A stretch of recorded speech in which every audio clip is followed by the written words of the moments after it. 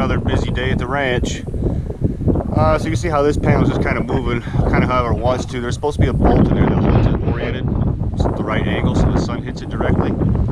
It's just old, the bolts are clapped out, so we're going to go to this pin style setup.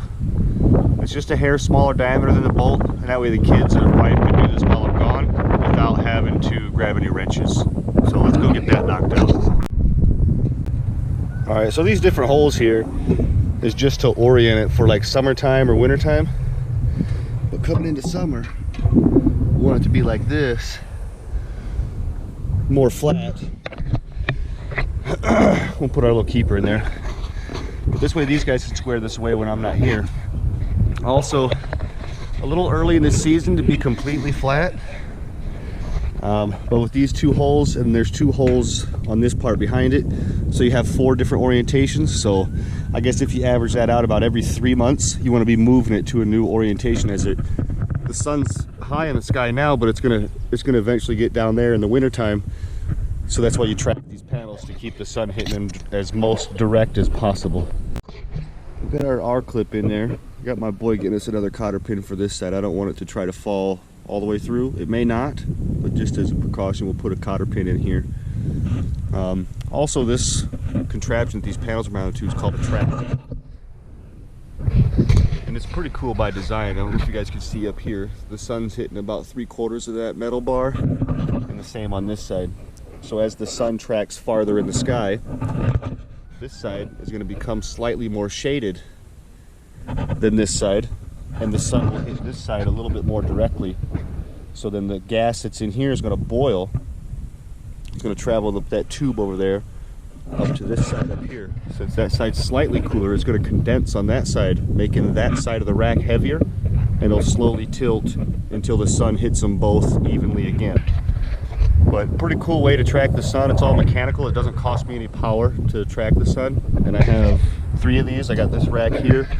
We have a track rack right there, and then I have one up here at the front of the house. I don't know how well it shows up on camera, but these panels are starting to get like a brownish hue on the glass. So I imagine they're getting to the end of their life. They're probably about 25 years old, I'd say. So just another thing, time to start upgrading these panels. These are only 100 watts each. With the same size footprint, with modern technology, you can have panels making, I believe, 360 watts. So we're going to slowly be upgrading our solars, and that'll more than triple our power output. Well, here it is.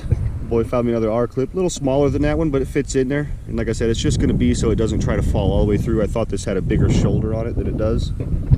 But I'd say we nailed it. We're going to do the same thing to that panel right there. This is what we call the battery house. This is the heart of the entire operation. So these are all 6-volt golf cart batteries. We need to clean them terminals a little bit. This is our charge controller. So right now we're only making 800 watts. We've made 1.8 kilowatts of power for the day. Current battery voltage 26.4, 31 amps. So that's what's charging our batteries. Each one of these is a solar array. It comes into this. This one's fused. This one just has like the solid style. This is for another solar panel array down here. It took me a while to just look at all this and study it and try to figure out what the hell was going on. This is our inverter, just a little 3,000 watt.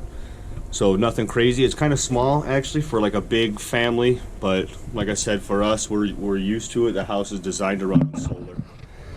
These were the old charge controllers. These are the pulse width modulated, which, I mean, they were good in their day, but nowadays we got MPPT, which is much more efficient. So with these ones, it was power in is power out, so you had to keep the voltage low and amperage high, which means you lost a lot if your panels were far away. And basically it would just turn on and off hundreds of times a second to charge your batteries. Now with this setup, this is MPPT, multi-power point tracking. So this one, I have the panel voltage is high. I have 103 volts going into it right now, and it's only 9 amps. So the higher the voltage, the less voltage drop you're going to get. And then inside of here, it steps it down to 26 volts at 31 amps. So these are much more efficient. You want to crank up your solar panels, wire them up, just treat them like batteries, wire them all up in parallel to increase your voltage, keep the amperage low, and let this thing step the voltage down, and it'll step the amperage up for you, minimizes your loss.